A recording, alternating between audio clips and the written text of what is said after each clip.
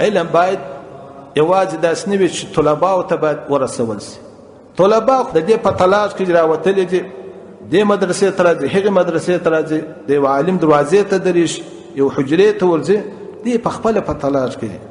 هغه بې طلبه انسانان او یا هغه محروم انسانان چې هغوی تر یو چا پورې ځان نشي رسولی، چې په کورونو کې پاته دي یا کاروبارونه دوی مشغوله کړي دي، هغو ته هم باید د علمي امانت ورسول شي.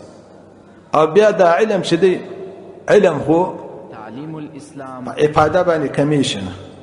د ابو حنیفه رحمت الله علیه سره مقدمه شامی کې دا جراوړي چې پښتنه ځنې وسو بما بلغت ما بلغت، دا کوم مقام ته چې ته ورسېدلې دا په څه اساس رسېدلې؟ دی ورته وایي ما په افاده کې به خالق نه دی کړی او په استفاده کې د بل سجده کوم استنکاف مې نه دی کړی، کبر ولې مې نه دی کړی. د هر چا سم زده کړی ده او افاده مې هر چا ته کړی. نو علما چې د علم ته نور پر رسوي، څومره چې د افادیت زیات وي د علم په دې باندې زیاتېږي شي. علم یو عجیبه سرمایه ده، څومره چې سخاوت پکښې کېږي په هغه اندازه زیاتوب پکښې راځي.